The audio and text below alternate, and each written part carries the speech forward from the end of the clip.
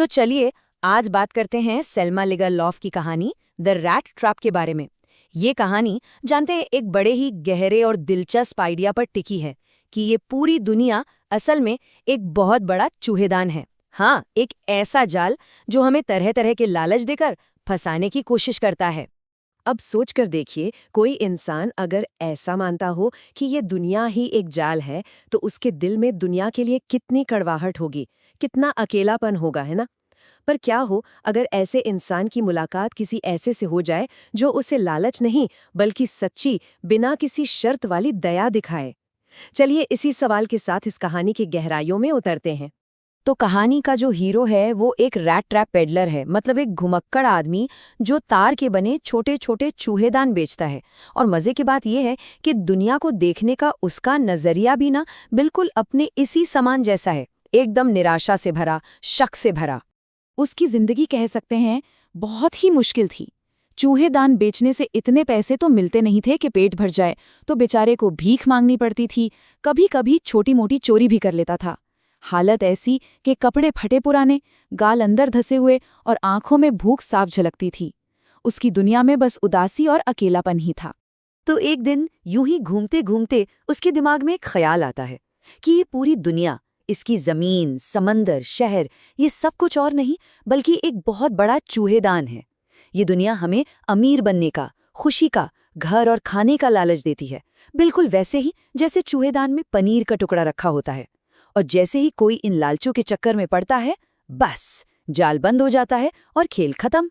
अजीब बात है, पर यह सोच उसे एक तरह का सुकून देती थी, खासकर जब वो उन लोगों के बारे में सोचता था जो पहले ही इस जाल में फंस चुके थे। अब कहानी में एक मोड़ आता है। पेडलर की मुलाकात होती है एक बूढ़े अकेले क्रॉफ्टर से, मतलब एक किसान से। ये किसान उसके साथ इतनी दयालुता से पेश आता है जितनी उसने कभी उम्मीद भी नहीं की थी, और अनजाने में ही उसके सामने एक चारा भी रख देता है। देखिए, अक्सर तो लोग उसे देखकर मुंह फेर लेते थे, पर इस बार दरवाजे पर एक ऐसा बूढ़ा आदमी मिला जो शायद किसी से बात करने के लिए तरस रहा था। उसने तो पेडलर का खुशी खुशी स्वागत किया, उसे गर्मा गर्म दलिया खिलाया, तंबाकू दिया और तो और उसके साथ ताश भी खेला। पेडलर के लिए ये सब कुछ बिल्कुल नया था। वो क्रॉफ्टर बात करने के लिए इतना बेताब था ना कि उसने अपने इस नए मेहमान पर भरोसा करके अपने राज भी खोल दिए। उसने बताया कि कैसे अपनी गाय का दूध बेचकर उसने पिछले ही महीने पूरे 30 करोड़ कमाए थे। और उसने सिर्फ बताया ही नहीं, पैसे उसे दिखाए भी। और बस यहीं पर अनजाने में क्रॉफ्टर ने पेडलर के सामने कहानी का पहला चारा रख दिया था। और जैसा कि शायद उम्मीद ही थी, पेडलर उस लालच के आगे टिक नहीं पाया। उसने वो पैसे चुरा लिए और उसे तुरंत ही एहसास भी हो गया कि वो दुनिया की उस चूहेदान में खुद फंस चुका है। अगली सुबह जैसे ही क्रॉफ्टर अपने काम पर गया, पेडलर चुपके से वापस आया। उसने खिड़की का शीशा तोड़ा और वो 30 करोड़ निकाल लिए। पैसे हाथ में लेकर वो बहुत खुश था। उसने सोचा कि मेन रोड से जाना तो खतरनाक हो सकता है, इसलिए उसने जंगल का रास्ता पकड़ लिया। लेकिन बहुत जल्द ही उसे अपनी गलती का एहसास हो गया। वो जंगल एक भूल भुलैया निकला। वो घंटों चलता रहा, पर घूम फिरकर बार बार उसी जगह वापस आ जाता। और तभी उसे समझ आया कि उसकी अपनी ही फिलॉसफी ने उसे घेर लिया था। उसने खुद को लालच में फंसने दिया था और अब वो पकड़ा गया था। पूरा जंगल जंगल नहीं, एक जाल था, और वो पैसा चारा था। अब वो एक ऐसी जेल में था जिससे भागना नामुमकिन लग रहा था। अब पेडलर इतना थक गया था, इतना हार गया था कि वो जमीन पर ही गिर पड़ा। उसे लगा बस सब खत्म। तभी उसे पास के एक लोहे के कारखाने से हथौड़े की आवाज सुनाई दी। उसने अपनी बची कुची हिम्मत जुटाई और उस आवाज की तरफ चल दिया। और वहां उसकी मुलाकात हुई कारखाने के मालिक आयरन मास्टर से, जो उसे एक ऐसा न्योता देता है जिसकी उसने कल्पना भी नहीं की थी। कारखाने के अंधेरे में आयरन मास्टर को एक गलतफहमी हो जाती है। उसे लगता है कि ये पेडलर उसका कोई पुराना फौजी साथी कैप्टन वॉन स्टाले है और वो उसे क्रिसमस पर अपने घर आने का न्योता दे देता है। पर ये सुनते ही पेडलर तो बुरी तरह डर गया। उसे लगा कि इस अमीर आदमी के घर जाना तो मतलब सीधे शेर की गुफा में जाना है। उसने फौरन जाने से साफ मना कर दिया। तब आयरन मास्टर अपनी बेटी एडला विल्मैंसन को उसे मनाने के लिए भेजता है। एडला वो बहुत ही विनम्र और दयालु थी। उसने पेडलर की आंखों में झांका और उसके डर को समझ गई। उसने बड़े ही प्यार से उसे यकीन दिलाया कि उसे डरने की कोई ज़रूरत नहीं है, वो जब चाहे जा सकता है। एडला की उस दया और भरोसे के आगे पेडलर का डर पिघल गया और वो उनके साथ जाने के लिए मान गया। तो अगली सुबह पेडलर को नहला धुलाकर साफ सुथरे कपड़े पहनाए गए और जब वो दिन की रोशनी में आयरन मास्टर के सामने आया तो आयरन मास्टर को अपनी गलती का एहसास हो गया। ये वो नहीं था। अब जब सच्चाई सामने आई तो बाप और बेटी दोनों का रिएक्शन बिल्कुल अलग था। आयरन मास्टर तो गुस्से से आग बबूला हो गया, चिल्लाने लगा कि उसे धोखा दिया गया है और अब वो पुलिस को बुलाएगा। लेकिन एडला, उसने अपने पिता को रोक दिया।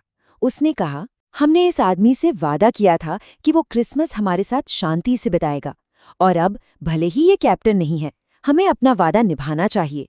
कम से कम एक दिन तो इसे शांति से जीने दें। एडला की इन बातों का पेडलर पर बहुत गहरा असर हुआ। उस पूरे दिन उसने कुछ नहीं किया, बस खाया और सोया। और वो ऐसा सोया मानो सालों बाद उसे पहली बार कोई ऐसी जगह मिली हो जहां वो सच में सुरक्षित महसूस कर रहा था। चलिए अब कहानी के क्लाइमैक्स की तरफ चलते हैं। देखते हैं कि कैसे एडला के भरोसे ने पेडलर को पूरी तरह बदल दिया।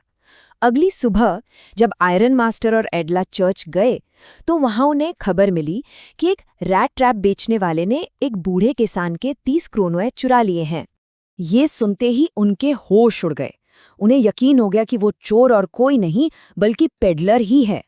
वो दोनों तेजी से घर की तरफ भागे, यही सोचते हुए कि घर पहुंचकर देखेंगे तो सारा कीमती सामान गायब मिलेगा। लेकिन घर पहुंचकर उन्हें एक बहुत बड़ा सरप्राइज मिला। घर पहुंचकर नौकर ने बताया कि वो अजनबी तो जा चुका है, लेकिन उसने कुछ भी नहीं चुराया, बल्कि वो मिस एडला के लिए क्रिसमस का एक तोहफा छोड़ गया है। उस तोहफे के साथ एक चिट्ठी थी और उस चिट्ठी में लिखा था, क्योंकि आपने मेरे साथ पूरे दिन एक असली कैप्टन जैसा बर्ताव किया, तो मैं भी बदले में आपके साथ एक असली कैप्टन की तरह पेश आना चाहता हूँ। एडला ने जब वो पैकेज खोला तो जानते हैं उसमें क्या था? एक छोटा सा रैट ट्रैप, और उसके अंदर वो चुराए हुए 30 क्रोनॉर रखे थे। चिट्ठी में उसने एडला का शुक्रिया अदा किया था कि उसने उसके साथ एक असली कैप्टन की तरह व्यवहार किया, जिससे उसे खुद को बदलने की हिम्मत मिली। उसने लिखा कि ये पैसे उस बूढ़े किसान को लौटा दिए जाएं, और सबसे आखिर में उसने दस्तखत किए थे कैप्टन वॉन स्टाहाले। एडला की दया और सम्मान ने एक चोर को वो इज्जतदार इंसान बना दिया था जो वो हमेशा से बन सकता था। तो ये कहानी हमें एक बहुत ही खूबसूरत संदेश देती है ना? कि हर इंसान के अंदर अच्छाई छुपी होती है, बस जरूरत होती है थोड़ी सी समझ, सम्मान और दया की, जो उसे बाहर ला सके। एडला की इसी दया ने पेडलर को दुनिया के उस सबसे बड़े चूहेदान से आजाद कर दिया। तो सवाल यही उठता है कि आखिर कब दया का एक छोटा सा काम किसी इंसान की असली काबिलियत को बाहर लाने वाली चाबी बन जाता है? इसी सोच के साथ आज का ये विश्लेषण हम यहीं समाप्त करते हैं।